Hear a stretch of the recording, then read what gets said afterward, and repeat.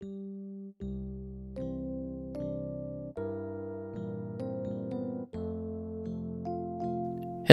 this is old Mr. Kent of MrKent.com, and I had a viewer asked if this trike, this is the Lectric XP E-trike, and he wanted to know if it would go 9 miles to the store and then come back again, if it had enough battery to do that. So I thought, well, I'm going to just test it out myself.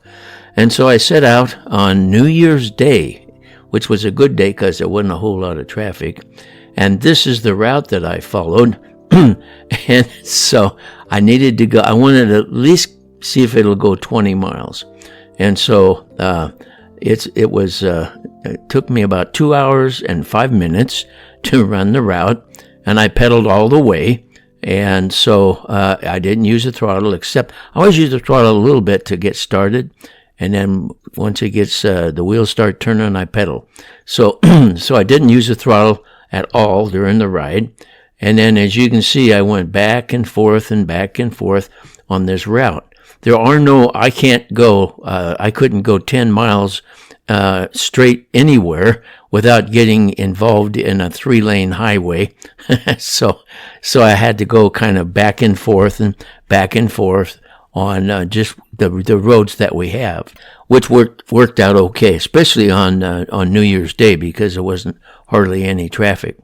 And I chose to use Pedal Assist 3 because on Pedal Assist 3 it'll go the maximum speed. With me, it's 13.5 miles an hour once you change the settings on the P22 entry in the manual.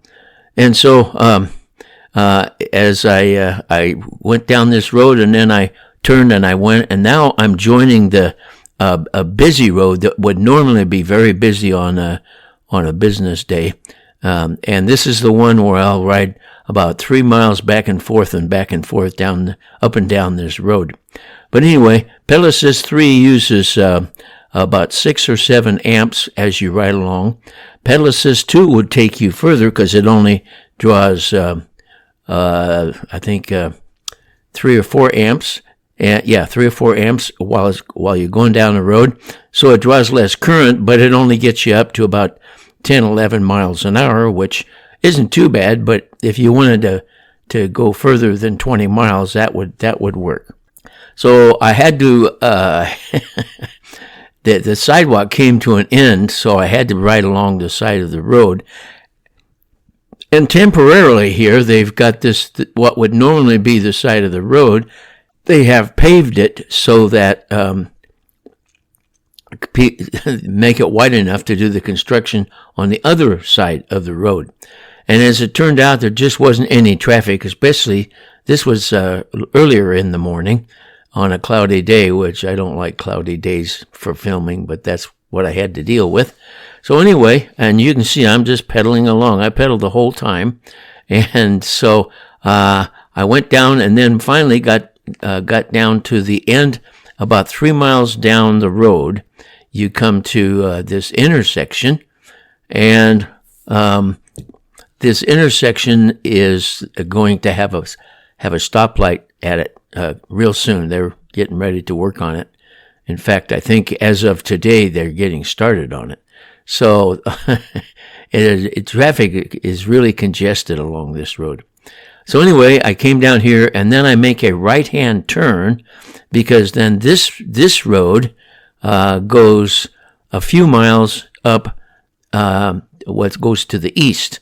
So it goes on further down the road. And I wanted to just go as far as I could on straight line roads, like as if you were going to the store. And you can see I'm pedaling along there and just having, I enjoy riding. In fact, I rode the whole trip without stopping, except once I had to stop and replace the battery in my 360 camera. And so that took like 3 or 4 minutes. But the rest of the time, I just pretended I was on the way to the store 9 miles away and wanted to make sure that when I answer the guy's question, I would be able to say for sure whether or not it would go a total of 18 miles without running out of battery. And so there I am. You can see where I am on the little map there. I made that right-hand turn, and I'm headed, on the map, I'm headed to the right and on down there. I'm trying to figure out how far I have to go in order to get 5 miles. When I go 5 miles, I can turn around and come back, and that'll be 10. Turn around and come back here again, that'll be 15. Turn around and come back, and that'll be 20. And I will know that I have I've gone 20 miles. So that's why I went up this road. And then I went into this. I didn't want to go clear to the end of the road because it turns in the dirt. So I turned around in this little development, and as I came by right here at this point right hand, and I wanted to memorize right here, I wanted to memorize this location, which has got a couple of Jeeps, it looks like, sitting in the front yard. And so when I come back, I can find the house and know which one. So this was at exactly 5 miles from where I left home. And so now I know I've gone 5 miles, and I'm just getting started. It wasn't a happy time. It was like, oh, I got to do this over and over again. But I enjoy riding the trike. So anyway, I wanted to run the test. So that got me 5 miles down the road. Now I'm headed back up the road for another 5 miles. And I that was 5 miles from where I left home, and I didn't really want to go back home. So as you will see eventually, I turned off and went into another housing development just to add mileage. And so I want to go across to the other side of this road. Remember when I was coming down the road, I had to go on that black pavement that was temporary? Well, now there's more traffic out, and I didn't want to get hit by a car. And so that's the black pavement that I rode on before. So make sure I don't have any traffic coming, and zip across.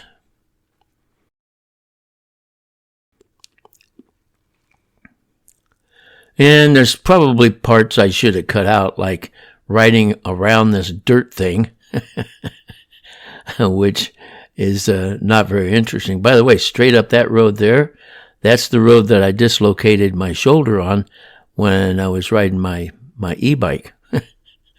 So we're going to come back here, and I decided that instead of going all the way home, I'm going to turn into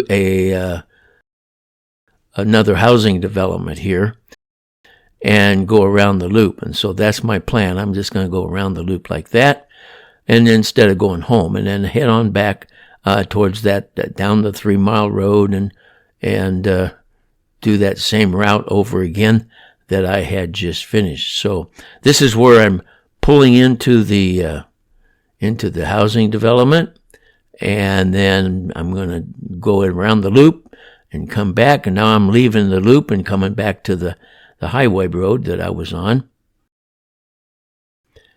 And so I don't know if this is a boring video.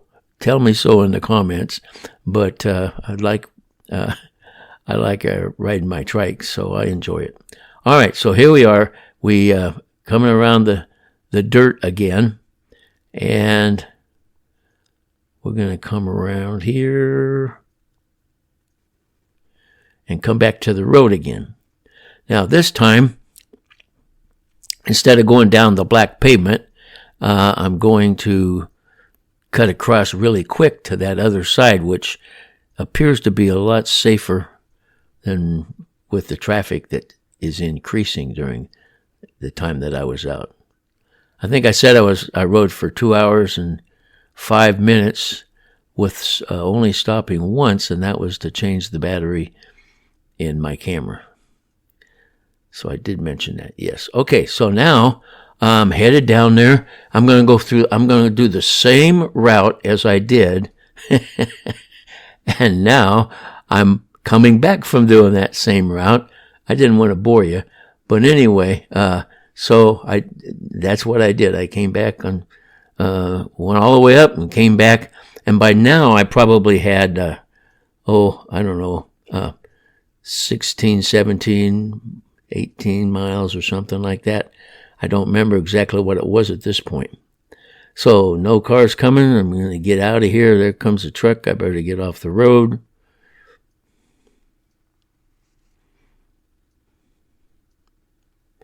On days when there's no bright sunshine, you'll notice that the videos are a little grainy, a little more grainy than normal.